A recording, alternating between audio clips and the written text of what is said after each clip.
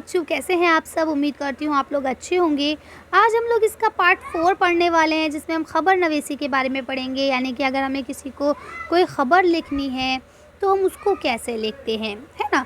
तो देखिए, यहाँ पे आपको कुछ दिए गए हैं एग्जाम्पल्स के तौर पर, तो हम इन्हें पढ़ेंगे। पढ़ने से पहले मैं आप लोगों को बता दूँ कि ये आपका उर्दू कवायद और इंशा वाली जो बुक है, उसका ये लास्ट यूनिट है, जिसको हम पार्ट 4 को पढ़ रहे हैं। क्योंकि मैंने सारे पॉइंट अलग अलग पार्ट्स में बनाए थे, ताकि आपको आसानी से समझ में आ सके। अगर आपने बाकी वीडियो देख लिए हैं तो बहुत अच्छी बात है। अगर अभी आपने नहीं देखी है तो आप उनको भी देखने की कोशिश करें, ताकि आपको हर चीज़ अच्छे से क्लियर हो सके उर्दू के लिए। तो चलिए अब हम लोग इसे पढ़ते हैं। तो यहाँ लिखा है, अखबार में छपने वाली इन खबरों को तवज्जो से पढ़ें, यानी ध्यान से पढ़ें। तो देखिए यहाँ क्या लिखा है, भोपाल में तैयारा हादसा टला, 40 जानें बच गई। सो लिखा है, शहजादी डायना का जोड़ा 2,76,000 में नीलाम हुआ। तो आपने न्यूज़पेपर तो आप सब पढ़ते होंगे। किसी के घर में इंग्लिश का आता होगा, किसी के घर में हिंदी का आता होगा, और बहुत कम लोग ऐसे हैं जिनके घर में उर्दू का न्यूज़पेपर आता है। बहुत अफसोस की बात है, लेकिन हो सकता है आप में से कोई ऐसा हो जिसके घर में उर्दू का न्यूज़पेपर भी आता हो। तो क्या होता है बेटा, आपने न्यूज़पेपर में देखा होगा, हेडलाइंस जो लिखी जाती हैं उनको पढ़ के आपको पता चल गया कि इस पूरी ख़बर में क्या लिखा है। असल में बेटा, इनका जो ये बुक है ना मेरे पास, इस बुक का प्रिंट बहुत ख़राब है। मैंने बहुत कोशिश करी, पर क्लियर प्रिंट की बुक मुझे नहीं मिल पा रही है।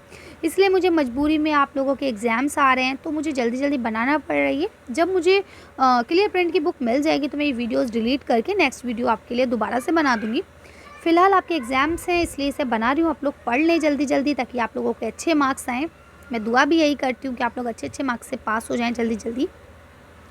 तो बेटा, मैं ये कह रही थी आप लोगों से कि क्या होता है कि जब आप इनकी हेडिंग्स पढ़ते हैं तो आपको पता चल जाता है कि अंदर क्या मामला होगा। फिर अंदर आपको पढ़ने की ज़रूरत नहीं पड़ती। अगर कोई चीज़ आपको बहुत ज़्यादा इंटरेस्टिंग लगती है हेडिंग से, या आपके मतलब की होती है, तभी आप उसको अंदर पढ़ते हैं। अदरवाइज़ आप हेडिंग पढ़ते हैं और निकल जाते हैं कि अच्छा आज ये चीज़ें आई, या आज कुछ काम का नहीं आया न्यूज़पेपर में। ऐसे ही होता है ना? मुझे कमेंट्स करके आप लोग बताएंगे येस और नो। तो अब देखिए, आपने यहाँ पढ़ा तो आपको पता चल गया कि भोपाल में एक हादसा हो रहा था, जो होने से बच गया, अल्लाह का शुक्र था। तो उसमें 40 लोगों की जानें बच गई। अगर वो अल्लाह ना करे हो जाता तो उसके अंदर वहाँ पे आसपास 40 लोग मौजूद थे, जिसकी वजह से वो मर सकते थे, है ना? इसी तरह से अब आपको यहाँ पता चल गया कि आपकी शहज़ादी डायना जो हैं, उनका जो जोड़ा था, उनकी जो ड्रेस थी, वो 2,76,000 में नीलाम हो गई। यानी उसकी बोली लगाई गई, ड्रेस को सामने टांगा गया, और यहाँ पे अलग अलग लोग आके बैठे और सब ने अपने अपने पैसे बताए।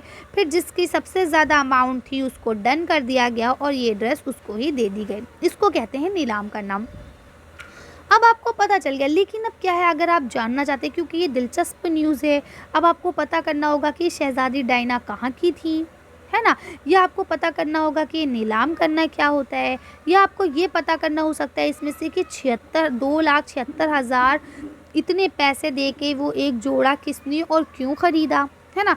या आप ये पता कर सकते हैं, आपके दिमाग में ये क्वेश्चन आएगा कि भाई ऐसी क्या मुसीबत आ गई जो ये जोड़ा नीलाम करना पड़ा। तो अब इसके लिए आप इसमें रुचि ले सकते हैं, इसमें दिलचस्पी दिखा सकते हैं अपनी। अगर आप इसमें अपनी दिलचस्पी दिखाएंगे, इंटरेस्ट दिखाएंगे, तो आप इस पूरी न्यूज़ को पढ़ेंगे। अदरवाइज़ अगर आपको कोई इंटरेस्ट नहीं है तो आप इसको पढ़ेंगे और निकल के चले जाएंगे, है ना?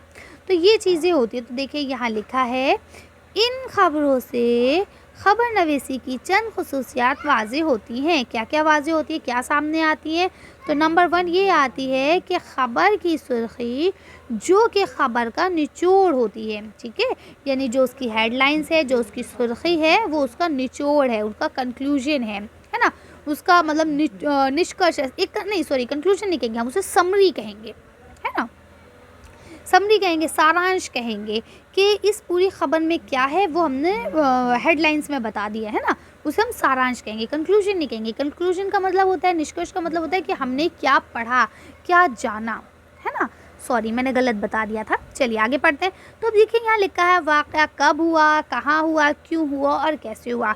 अभी हमने ये बात आपसे कही ना कि जब आपने हेडलाइन पढ़ी तो अब आपको ये पता चल, यही सब चीज़ें जानने की ज़रूरत पड़ी थी कि वाक़या कब हुआ, यानी कब बिका ये ड्रेस, ठीक है, कहाँ हुआ, वो कहाँ की राजकुमारी थी और कहाँ कहाँ की शहज़ादी थी और कहाँ उसका ड्रेस को बेचा गया, क्यों हुआ, ये भी अभी हमने आपको बताया था कि भाई ऐसी क्या ज़रूरत आन पड़ी कि भाई ड्रेस को बेचना पड़ा, और कैसे हुआ, यानी जब ये नीलाम हुआ तो किस तरह से माहौल बनाया गया और किसने इसको ख़रीदा, है ना। तो कब, कहाँ, कैसे और क्यों, यही क्वेश्चन हमारे दिमाग में सबसे पहले आते हैं।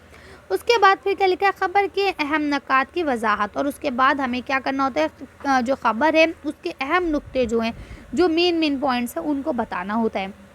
और हमेशा याद रखिए, जब भी हम कोई ख़बर लिखते हैं तो उसके लिए हमें सबसे पहले एक खाका तैयार करना होता है, ताकि हम जो है ख़बर में इधर से उधर ना भागने लगें। भाई जब हम कोई चीज़ लिखते हैं, अब मैं वीडियो शुरू करूँ, सबसे पहले मैं आपको ये पढ़ा दूँ, फिर ये पढ़ा दूँ, फिर उसके बाद बताऊँ कि इसकी ये हेडिंग है, उसके बाद फिर नीचे आके ये पढ़ा दूँ, फिर आपको ये पढ़ाऊँ, तो क्या आपकी समझ में आएगा कि कहीं मैम ये कर क्या रही है, मेरे तो कुछ समझ में ही नहीं आ रहा, है ना।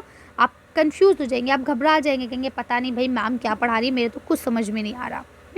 तो इसी तरह से अगर ख़बर में भी आप ऐसे ही घुमा देंगे लोगों को, तो भाई लोग आपके जो आर्टिकल है, जो आपका न्यूज़ आपने छापी है, वो क्यों पढ़ेंगे भला बताइए, है ना। तो इसलिए हमें ख़बर के जो अहम पॉइंट्स होते हैं उनको लिखना होता है और उनको ही मेंशन करना होता है, उसको ही डिटेल्ड करना होता है, ठीक है। अब देखिए यहाँ छोटी सी आपको डेफिनेशन दी गई है कि क्या होती है ख़बर निगारी। तो यहाँ लिखा है, ख़बर निगारी ख़बर लिखने का फ़न है जो किसी वाक़ये या हादसे का हकीकी बयान होता है। बहुत सिंपल सी बात है, न्यूज़ किसे कहा जाता है, ऐसा वाक़या जो हकीकत में घटा है और वो आपको बताया जाए। यही होता है ना भाई, अब मैं दिल्ली में बैठी हूँ, मुंबई में क्या हो रहा है, गुजरात में क्या हो रहा है, महाराष्ट्र में क्या हो रहा है, मुझे कुछ नहीं मालूम, है ना। कैसे मालूम पड़ेगा, जब मैं अपने यूट्यूब पर या फिर कोई न्यूज़ चैनल पर या टीवी पर, जब या फिर ट्विटर या इंस्टा, ये सब जो चीज़ें आ गई हैं, सोशल मीडिया जितनी भी है, इस पर जाके उसे खोलूँगी, पढ़ूँगी, वहाँ से ही तो मुझे पता चलेगा। तो वो किसी न किसी ने तो भेजा है, वो हकीकत ख़बर है ना। तो इसी को हम क्या कहते हैं, ख़बर निगारी। इसके बाद यहाँ कुछ आपको ज़रूरी एहतियात बताए गए हैं। तो यहाँ लिखा है, इसलिए ख़बर लिखते वक्त बात उलझी हुई नहीं होना चाहिए, ठीक है। अगर उलझी हुई बात होगी तो लोगों को समझ में नहीं आएगी, जैसा कि अभी हमने आपको बताया। बात घुमा फिरा कर या बढ़ा चढ़ा कर करके जाए, ठीक है, तो क्या होगा, वो ख़बर जो है वो हकीकत से दूर हो जाएगी, वो फिर अफ़साना बन जाएगी, उसे हम रिपोर्टाज कहेंगे, है ना। कि ख़बर में अफ़सानवी पहलू को डाल दिया हमने, वो रिपोर्ट नहीं रहेगी, वो रिपोर्टाज बन जाएगा, जैसा कि हम पिछली बार पढ़ के आ चुके हैं। अगर आपने देख लिया है बहुत अच्छी बात है, अगर नहीं देखा है तो आप लोग उस वीडियो को देखें रिपोर्टाज की, तब आपको ये कन्फ्यूजन और अच्छे से क्लियर हो जाएगी। उसके बाद लिखते हैं, याद रहे कि ख़बर सदाकत या हकीकत पर ही मबनी हो, ठीक है। अगर हकीकत से दूर हो जाएगी तो वो ख़बर नहीं बचेगी, वो फिर क्या हो जाएगी, कहानी बन जाएगी। वही लिखते हैं कि कहानी ना बन जाए, ख़बर में ज़ाती पसंद और नापसंद और तजुर्बे से गुरेज़ किया जाना ज़रूरी है।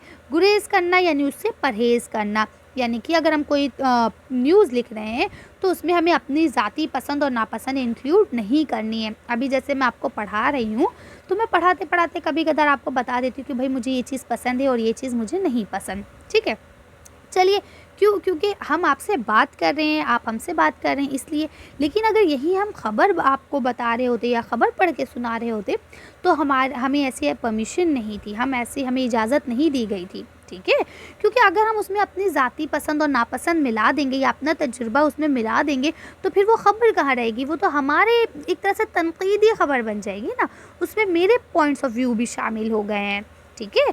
और उसके बाद लिखते हैं, ख़बर की ज़बान आसान और सादा होना चाहिए ताकि सामने वाला जो पढ़ने बैठा है उसको आसानी से समझ में आ जाए। अब देखिए ये बुक है, इसको आप पढ़ने बैठेंगे, अब इसमें बहुत सारी चीज़ें, जैसे अभी गुरेज़ वर्ड आ गया, इसको आपको मीनिंग नहीं पता था तो आप क्या करेंगे, अरे भैया इसमें बहुत मुश्किल वर्ड्स है, मैं नहीं पढ़ रहा, और उठा के बंद कर देंगे। वहीं अगर आसान ज़बान में होगी, या मैंने अब आपको वीडियो बता दी, तो अब ये वीडियो आप ज़्यादा देखेंगे, क्यों, क्योंकि आपको लगेगा मैम ने इसमें सब चीज़ें एक्सप्लेन कर दी है, मुझे अच्छे से समझ में आ गया, मैं जाके कल पेपर आसानी से दे सकती हूँ या दे सकता हूँ, है ना। तो ज़बान का सादा और साफ़ होना बहुत ज़रूरी है। अगर ज़बान में ख़राब होगी ज़बान, या आपका लहजा ख़राब होगा, या आपका जो तलफ़ुज़ है वो सही नहीं होगा, तो क्या होगा कि आप सामने वाले को और इरिटेट करेंगे, है ना। क्योंकि अब जब मैं आपको एक पर्सनली बात बताऊं, जब मैं किसी के मुंह से सुनती हूँ ना फूल को फूल, तो मुझे बड़ी तेज़ गुस्सा आता है कि कैसे जाहिल लोग हैं, है ना। या फल को जो फल बोलते हैं ना, कि देखो वाकई बहुत जाहिल लोग हैं कि फल बोल रहे हैं। फल क्या होता है? कुछ नहीं है, फल है। हिंदी में भी हम पढ़ते हैं फा ला फल, है ना, लेकिन नहीं, आजकल क्या बोलते हैं? उसे फ बोलते हैं, है ना। तो क्या चीज़ है कि ये चीज़ें हमें इरिटेट करती है, बहुत ज़्यादा परेशान करने लगती हैं। ठीक, चलिए तो आज की वीडियो को हम यही ख़त्म करते हैं। नेक्स्ट वीडियो में हम मिलेंगे इसके पार्ट 5 के साथ, जिसमें हम इश्तियार नवीसी को पढ़ेंगे और उसी के बाद ये वाली बुक आपकी कंप्लीट हो जाएगी। चलिए तो आज की वीडियो को यहीं ख़त्म करते हैं। आज की वीडियो में बस इतने ही। अगर आपको मेरी वीडियो पसंद आई हो तो प्लीज़ इसे लाइक और शेयर करें। अगर अभी तक आपने मेरे चैनल को सब्सक्राइब नहीं किया तो प्लीज़ मेरे चैनल को सब्सक्राइब करें। Thank you for watching.